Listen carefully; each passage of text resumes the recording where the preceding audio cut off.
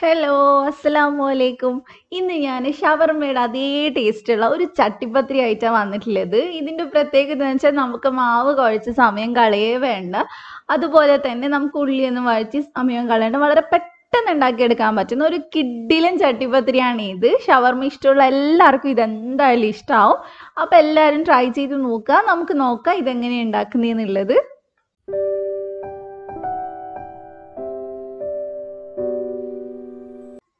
അപ്പോൾ ആദ്യം തന്നെ നമുക്കൊരു മാവ് ഉണ്ടാക്കണം. ഞാൻ അതിനുവേണ്ടി ഒരു മിക്സിക്കകത്തോട്ട് 1/4 കപ്പ് മൈദ ചേർക്കുന്നുണ്ട്. ഞാനിത് ചപ്പാത്തി ഉണ്ടാക്കിയിട്ടല്ല ചെയ്യുന്നത്, ദോശമാവിലാണ് ചെയ്യുന്നത്.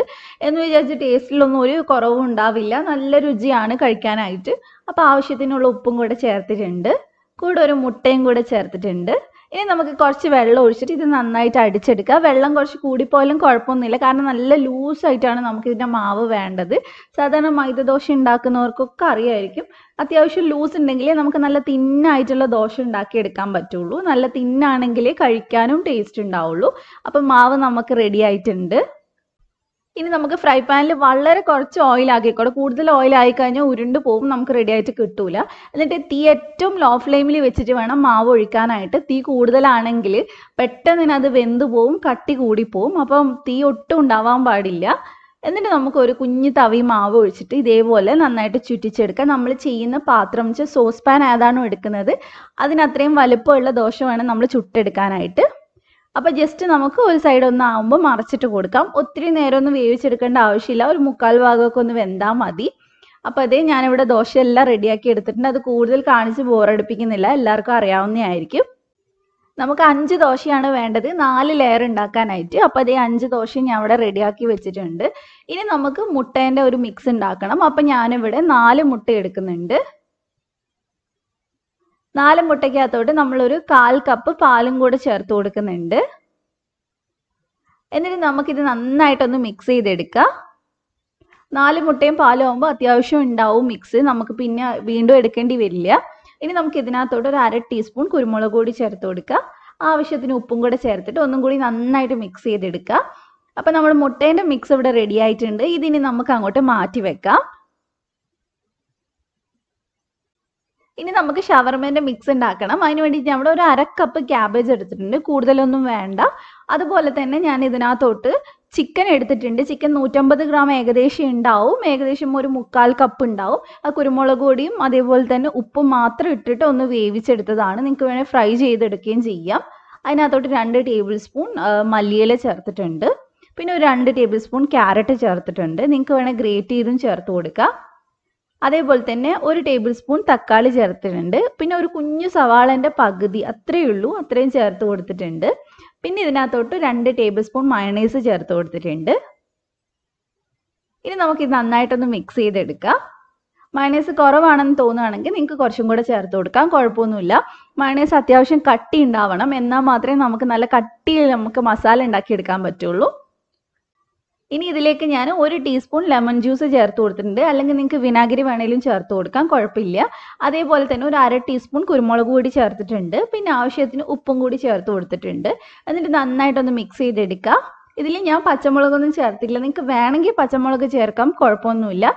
അതേപോലെ തന്നെ നിങ്ങൾക്ക് ഒരു കഷ്ണം കക്കിരി വേണമെങ്കിൽ ചേർത്ത് കൊടുക്കാം. അപ്പം നമ്മുടെ മിക്സ് ഇവിടെ റെഡി ആയിട്ടുണ്ട്. അതേപോലെ തന്നെ ഞാനിതിൽ മയണൈസ് മാത്രമേ ചേർത്തിട്ടുള്ളൂ. 1 ടേബിൾ സ്പൂൺ ടൊമാറ്റോ സോസ് വേണ്ടവർക്ക് ചേർത്ത് കൊടുക്കാം, കുഴപ്പമൊന്നുമില്ല. ഇനി നമുക്ക് ഉണ്ടാക്കി തുടങ്ങാം. അപ്പം ഞാനിത് ഈ സോസ് പാനിലാണ് ചെയ്യുന്നത്. അത് നന്നായിട്ട് എണ്ണയൊന്ന് തടവി വെച്ചിട്ടുണ്ട്. ഇനി നല്ലോണം ലോ ഫ്ലെയിമിൽ വെച്ചിട്ട് ഞാൻ ഇതിനകത്തോട്ട് ഒരു കുഞ്ഞു തവി മുട്ടേൻ്റെ ബാറ്റർ ഒഴിച്ചു കൊടുക്കുന്നുണ്ട്. എന്നിട്ട് ഇതേപോലെ ഒരു തിന്നായിട്ടുള്ള ഒരു ലെയർ കിട്ടാൻ വേണ്ടിയിട്ടാണ്. തീ എന്നിട്ട് അപ്പം തന്നെ ഓഫ് ചെയ്ത് കൊടുക്കുന്നുണ്ട്. അപ്പോഴേക്കും മുട്ട നന്നായിട്ട് കുക്കാവും. ഓഫ് ചെയ്ത് കൊടുക്കാൻ മറക്കരുത്. അതിനുശേഷം നമ്മൾ ഈ മുട്ടയ്ക്കകത്തോട്ട് ഓരോ ദോശയായിട്ട് മുക്കിയിട്ടാണ് നമ്മളിനി ബാക്കി ചെയ്യുന്നത്. നമ്മൾ സാധാരണ ചപ്പാത്തി മുക്കിയെടുക്കാറില്ല, അതേപോലെ തന്നെ. എന്നിട്ട് ഇതിൻ്റെ മുകളിൽ നമുക്ക് വെച്ച് കൊടുക്കാം. ഇങ്ങനെ അടിയിൽ നമ്മൾ മുട്ടേൻ്റെ ലെയർ വെക്കുന്ന സമയത്ത് നമ്മളത് കട്ട് ചെയ്യുന്ന സമയത്ത് നല്ല ഈസി ആയിട്ട് കട്ട് ചെയ്യാൻ പറ്റും. അതേപോലെ തന്നെ കാണാനും നല്ല ഭംഗി ഉണ്ടാവും. അപ്പോൾ ഇനി നമുക്ക് ഇതിനകത്തോട്ട് നമ്മുടെ മസാല വെച്ച് കൊടുക്കാം. നമ്മൾ ഉണ്ടാക്കി വെച്ചിട്ടുള്ള മസാലനെ 4ആയിട്ട് ഡിവൈഡ് ചെയ്തിട്ട് അതിലൊരു പോർഷൻ വെച്ച് കൊടുത്താൽ മതി. അതുപോലെ തന്നെ മസാല വെക്കുന്ന സമയത്ത് ഒത്തിരി അങ്ങോട്ട് സൈഡിലേക്ക് വെച്ച് കൊടുക്കണ്ട, അതാണ് കുറച്ചും കൂടെ നല്ലത്, അതാണ് കുറച്ചുകൂടി സേഫ്. അപ്പോൾ ഇനി നമുക്ക് ഇതിൻ്റെ മുകളിൽ അടുത്ത ദോശയും മുട്ടയിൽ മുക്കിയിട്ട് വെച്ച് കൊടുക്കാം. ഞാൻ സാധാരണ ചട്ടിപ്പത്തിരി ഉണ്ടാക്കാറുള്ളത് കൂടുതലും ദോശ വെച്ചിട്ടാണ്. കാരണം അത് നമ്മൾ ചപ്പാത്തി വെച്ച് ചെയ്താലും നമുക്ക് വലിയ ടേസ്റ്റ് വ്യത്യാസമൊന്നും ഉണ്ടാവില്ല. ഇതാകുമ്പോൾ കുറച്ചും കൂടി ഈസിയാണ്. അപ്പോൾ എന്നെപ്പോലെ മടിയുള്ളവർക്ക് ഇതുപോലെ ട്രൈ ചെയ്ത് നോക്കാം. അല്ലാത്തവർക്ക് സാധാരണ പോലെ തന്നെ ചപ്പാത്തി ഉണ്ടാക്കിയിട്ട് ചെയ്താൽ മതി, കുഴപ്പമൊന്നുമില്ല. അപ്പോൾ ഇതേ നമുക്ക് ഇതേപോലെ തന്നെ ഓരോ ലെയർ ആയിട്ട് വെച്ച് കൊടുക്കാം. നമ്മൾ ഉണ്ടാക്കുന്ന ദോശ അത്യാവശ്യം വലിപ്പമുള്ള ദോശയായിരിക്കണം. അങ്ങനെയാണെങ്കിൽ നമുക്ക് കുറച്ചും കൂടെ എളുപ്പത്തിൽ ചെയ്തെടുക്കാൻ പറ്റുള്ളൂ. അപ്പോൾ ഞാൻ 4 ലെയറും വെച്ചിട്ടുണ്ട്. ഇനി നമുക്ക് ഇതിൻ്റെ സൈഡിൽ കൂടെ ബാക്കിയുള്ള മുട്ട മുഴുവനായിട്ട് ഒഴിച്ചു കൊടുക്കാം. എന്നാൽ മാത്രമേ എല്ലാ ദോശയും നന്നായിട്ട് ഒട്ടിപ്പിടിച്ചിരിക്കുകയുള്ളൂ. അതേപോലെ തന്നെ ഏറ്റവും മേളിലത്തെ ദോശ ആ മുട്ടയായിട്ട് നല്ലോണം മിക്സ് ആയിട്ടുണ്ടാവണം. അല്ലെങ്കിൽ അത് നമ്മൾ വെന്ത് വരുന്ന സമയത്ത് അടർന്നു പോകാൻ സാധ്യതയുണ്ട്. അപ്പോൾ ഇതേപോലെ സൈഡൊക്കെ നന്നായിട്ട് മുട്ടയിൽ മുക്കി വെച്ച് കൊടുത്താൽ മതി. അതിനുശേഷം മേൽഭാഗം നന്നായിട്ടൊന്ന് പ്രസ് ചെയ്ത് കൊടുക്കുന്നുണ്ട്. കാരണം മസാല അവിടെ ഇവിടെയൊക്കെ ആയിട്ട് പൊങ്ങി നിൽപ്പുണ്ടാവും. അപ്പോൾ ഇങ്ങനെ ചെയ്യുകയാണെങ്കിൽ നല്ല കറക്റ്റായിട്ട് ലെയറായിട്ട് നമുക്ക് കിട്ടും. ഇനി നമുക്കിത് അടച്ച് വെച്ചിട്ടൊന്ന് വേവിച്ചെടുക്കാം. അടിയിൽ എന്തെങ്കിലും ഒരു തട്ടോ എന്തെങ്കിലും വെച്ചിട്ട് വേണം നമ്മൾ ചെയ്യാനായിട്ട്, അല്ലെങ്കിൽ അടി കരിഞ്ഞു പിടിക്കും. അപ്പോൾ ഞാനിവിടെ ഒരു അടപ്പാണ് വെച്ചിട്ടുള്ളത്. എന്നിട്ട് ഒരു 15-20 മിനിറ്റ് ഒക്കെ മതിയാവും. ഇടയ്ക്കൊന്ന് തുറന്ന് നോക്കുക. മുട്ട നന്നായിട്ട് സൈഡിലുള്ള മുട്ട നന്നായിട്ട് സെറ്റ് ആയിട്ടുണ്ടോ എന്ന് നോക്കിയാൽ മതി. ഇപ്പോൾ ഏകദേശം ഒരു 15 മിനിറ്റ് ഒക്കെ കഴിഞ്ഞിട്ടുണ്ട്. അപ്പോൾ സൈഡിലത്തെ മുട്ടയൊക്കെ അത്യാവശ്യം നന്നായിട്ട് കുക്കായിട്ടുണ്ട്. എന്നാലും തൊടുന്ന സമയത്ത് മേലെ നല്ല സോഫ്റ്റ് ആയിട്ട് ഉണ്ടാവുക, കുഴപ്പമില്ല. നമ്മളിനി ഇത് ഒരു എണ്ണ തടവിയിട്ടുള്ള മറ്റൊരു ഫ്രൈ പാനിലേക്ക് ഇട്ട് കൊടുത്തിട്ട് ഒന്നും കൂടെ ഒന്ന് ഫ്രൈ ചെയ്തെടുക്കുക. 1-2 മിനിറ്റ് ഒന്ന് ആ മേൽഭാഗം ഒന്ന് സെറ്റ് ആവാൻ വേണ്ടി ഫ്രൈ ചെയ്താൽ മതി. അതിനുശേഷം നമുക്ക് എടുത്ത് കട്ട് ചെയ്യാവുന്നതേ ഉള്ളൂ. അപ്പോൾ ഇത്രയേ ഉള്ളൂ. നിങ്ങൾക്ക് ഇഷ്ടമായിട്ടുണ്ടാവും വിചാരിക്കുന്നു. കാരണം ഞാൻ ഒരുപാട് ഷവർമയുടെ ടേസ്റ്റിൽ ഒത്തിരി റെസിപ്പീസ് ഞാൻ വേറെ ഇട്ടിട്ടുണ്ട്. മക്രോണി ഷവർമ, അതേപോലെ തന്നെ ഷവർമ പോള, അങ്ങനെയൊക്കെ പറഞ്ഞ് കുറേ ഐറ്റംസ് ഇട്ടിട്ടുണ്ട്. അതെല്ലാം ഒത്തിരി പേര് ട്രൈ ചെയ്ത് നല്ല ഫീഡ്ബാക്ക് കിട്ടിയിട്ടുള്ള റെസിപ്പിയാണ്. അതേപോലെ തന്നെ ഇതും എല്ലാവരും ട്രൈ ചെയ്യുക, എന്തായാലും ഇഷ്ടമാവും. കാരണം ഒരുപാട് മെനക്കേടൊന്നുമില്ല. നമ്മുടെ സാധാരണ ചട്ടിപ്പത്തിരി പോലെ ഒട്ടും മെനക്കേടില്ലാത്തതാണ്. അപ്പോൾ എല്ലാവരും ട്രൈ ചെയ്യുക, എന്നിട്ട് ഫീഡ്ബാക്ക് പറയുക. നിങ്ങൾക്ക് വീഡിയോ ഇഷ്ടപ്പെട്ടിട്ടുണ്ടെങ്കിൽ ലൈക്ക് ചെയ്യുക. അതേപോലെ തന്നെ ആദ്യമായിട്ട് ചാനൽ കാണുന്ന ആരെങ്കിലും ഉണ്ടെങ്കിൽ ഒന്ന് സബ്സ്ക്രൈബ് ചെയ്യുക. എന്നിട്ട് തൊട്ടടുത്തുള്ള ബെല്ലൂടെ ക്ലിക്ക് ചെയ്തിട്ട് ഓൾ ക്ലിക്ക് ചെയ്യുക. എന്നാൽ മാത്രമേ ഞാൻ വീഡിയോസ് ഇടുന്ന സമയത്ത് നിങ്ങൾക്ക് നോട്ടിഫിക്കേഷൻ വരുള്ളൂ. അപ്പോൾ ഇതേപോലെ തന്നെ നല്ല കിടുക്കനായിട്ടുള്ള റെസിപ്പി ആയിട്ട് ഇൻഷാ അല്ലാഹ് നമുക്ക് നാളെ കാണാം. Thank you for watching.